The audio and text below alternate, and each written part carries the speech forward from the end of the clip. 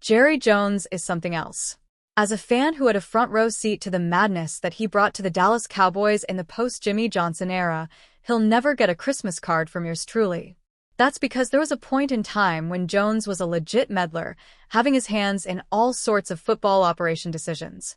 Whether it was poor drafting, bad trades, or misuse of cap resources in free agency, the Cowboys front office used to be really bad. Used to be. Those past actions are why some fans, growing fewer by the day, still have a little more tolerance of what's going on right now. That's because the group that is the front office is much different now. Stephen Jones and Will McClay have stronger voices, and there are several individuals, unbeknownst to us, who make up the team's scouting department. All of them collectively are responsible for deciding who gets drafted, which players to trade for, and who is worthy of the free agent budget they have allocated. This group we speak of, not Jerry Jones, is pretty good at building a roster. Roster quality aside, it's still annoying to go through this rigmarole of dragged-out contract negotiations every single year. While it's no fun to sit through, the net result is always the same. The Cowboys keep the players they want. It's really that simple. The only thing we might add is that their definition of want falls into a window of what they're willing to pay. They may have wanted to keep Tony Pollard, but not for the price he was getting on the open market. The delineation of who stays and who goes is something we endure every offseason. And now, we're sitting right in the middle of a hornet's nest that is the MICAH Parsons contract saga, wondering if the team might not retain one of its best players. That is crazy. While we may feel a certain way about it as the drama unfolds, when the dust settles, the Cowboys end up on the right side of things more often than not. Looking over the last 10 years, here are some frustrating departures and how they ultimately turned out. Moving on from Tony Romo. This was a tough pill to swallow as the Romo faithful didn't want to see him go, but clearly, Father Time was not in his corner. After repeated years where he couldn't stay healthy, the Cowboys were fortunate to have drafted Dak Prescott at the most opportune time. Some still would have preferred to ride or die with Romo in 2016, but regardless, moving on from him turned out to be the right move. Romo never played another down of football after his final season with the Cowboys. Instead, the Prescott era continued as the Cowboys were fortunate to transition from one lovable quarterback who dazzles but also comes up short in big moments to another. Letting Byron Jones walk. The UConn defensive back was an athletic player, and despite the coaching staff struggling to find out where to play him, he did a good job roaming the Cowboys' secondary for 5 seasons. After wasting away at safety for 3 years, the team moved him to cornerback, and he immediately excelled, putting together an all-pro season. Oddly, the Cowboys scored Jones for a cheaper 5th-year option price because he was formerly a safety, but then let him walk. This decision was met with a lot of criticism, but the Cowboys knew what they had in him. He was good, but wasn't a shutdown corner worthy of the money the Miami Dolphins threw at him. The Cowboys collected their compensatory pick, while the Dolphins soon had buyer's remorse as Jones was cut loose after just 2 seasons. What looked like a front office mistake was actually a smart decision. Trading Amari Cooper. As someone who wasn't happy when the team parted ways with Cooper, this one isn't fun to defend. Cooper was a good receiver and put together 2 straight 1,000-yard seasons in Cleveland after he was traded from the Cowboys. While this remains a questionable decision, you can at least see the Cowboys' rationale for doing it. They wanted to spend their $20 million in cap resources elsewhere, as they had an eventual 1,700-yard receiver on their roster in CeeDee Lamb. And then there is always the mistaken perception that the Cowboys should have gotten more than just a 5th-round pick for him. That would have been nice, but it was never going to happen. That was Cooper's draft value when also taking on his contract. If he were worth more, another team would have paid it, but none of the 30 other teams felt compelled to give more. The Cowboys' mistake wasn't giving up Cooper, and it certainly wasn't giving him up for just a 5th. Their mistake was not having an adequate replacement. The Randy Gregory debacle. Never have fans been so upset with a failed contract negotiation as they were when a deal was reported to be done with edge rusher Randy Gregory, only to learn that he had signed with the Denver Broncos hours later. What a crazy sequence. Reports were that the Cowboys tried to be sneaky sneakerduns and insert contract language that would void his guarantees if he was fined or suspended. Gregory took offense and became the first player to take a stand against the front office's controlling ways. In the end, it was the Cowboys who got the last laugh.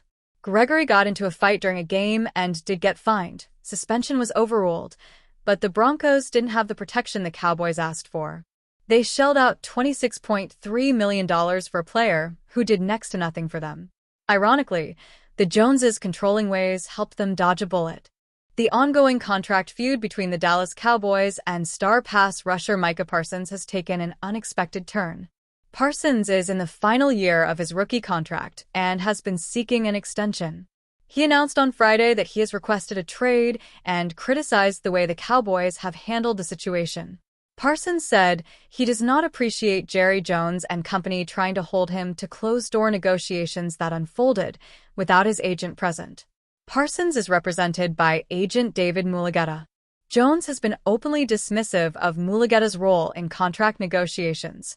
When asked on Saturday why he insists on dealing directly with Parsons rather than working with Mulugheta, Jones made reference to when he dealt with Jay-Z's Roc Nation Sports while working through a contract extension with former Cowboys wide receiver Dez Bryant in 2015. Because when we have a problem with a player, the agent is nowhere to be found. Jay-Z said that Dez would make all meetings. Jay-Z and I negotiated the contract, spent hours, Jones said. He said, anybody in my organization is on time. He said, my office used to be on the street corner, and I've always been early. So, they will be on time. And what did I say? I said, I'm going to call you when I have a problem. He quit taking my call. Bryant, who signed a 5-year, $70 million contract with the Cowboys in July 2015, was quick to respond.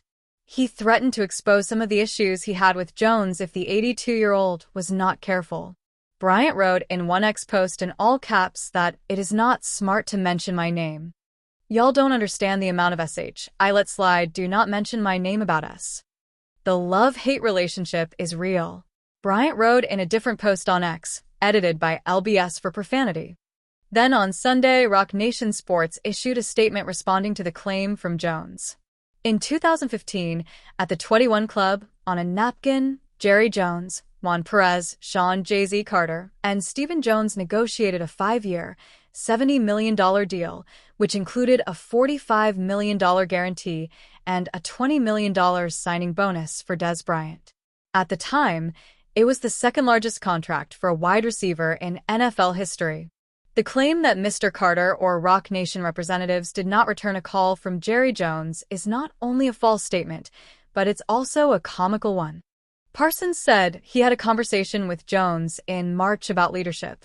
Jones took that opportunity to discuss Parsons' contract, and the 26-year-old said he expressed what he was looking for in a new deal.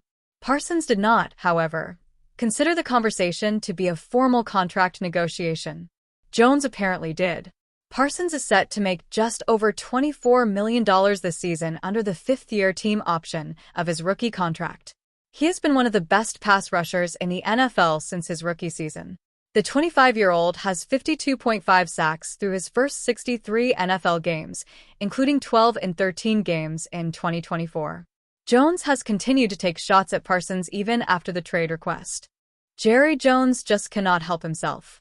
The owner of the Dallas Cowboys has found himself in the middle of another high-profile contract spat, this time with MICAH Parsons, who just so happens to be one of the best pass rushers in the game.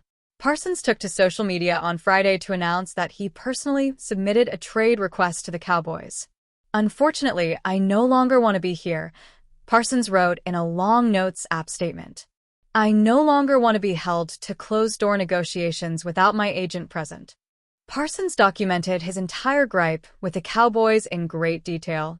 It all began last offseason, after Parsons' 3rd year with the Cowboys, when he instructed his agent to begin contract extension negotiations. No response from the team. After last season, Parsons ignored the advice of his agent and wanted to extend his contract to remain in Dallas before Myles Garrett, TJ Watt, and Max Crosby inked their own deals. Still, the team decided to go silent. At just 26 years old, Parsons is one of the league's best at his position. This next contract would secure one of the top pass rushers in football throughout the prime of his career. But despite the social media outrage, Jones is staying firm in negotiations with Parsons, who is now holding out of practice upon filing his trade request. The Penn State product is set to play on his fifth-year option worth $24 million this upcoming season. After that, if nothing gets worked out long-term with the Cowboys, he will be an unrestricted free agent, unless the team continues to play hardball and franchise tags him. Nationally, there have been some questions about Parsons' maturity. Namely, some of his teammates reportedly did not appreciate comments that Parsons shared on his podcast, and the Cowboys considered trading him because of it. But that's almost beside the point. This continues to be an annual headache for the Cowboys. Maybe Jones just loves the media attention so much that he plays hardball with his players, so the talk show pundits keep Dallas in the headlines. It's hard to find any other justification for not taking care of one of the best defenders in football. A few years ago, one of the original disputes was with quarterback Dak Prescott, who the team franchise tagged in 2020 before reaching a long-term deal in 2021. Last season, the fight was with wide receiver CeeDee Lamb, who is undoubtedly one of the best in the game at his position. In the aftermath of the Parsons drama, Jones claimed that Jay-Z's Rock Nation didn't return a phone call from the Cowboys during the 2015 contract talks with receiver Dez Bryant. Rock Nation responded with a statement clapping back at Jones, calling it a false and laughable recollection of the negotiation. That was a full decade ago, and we're still rehashing it because the issue persists. Jones is a tough negotiator who does not hand out big money extensions easily. But when you have elite players like Parsons in the midst of their prime, just pay them what they are worth and avoid this massive headache altogether.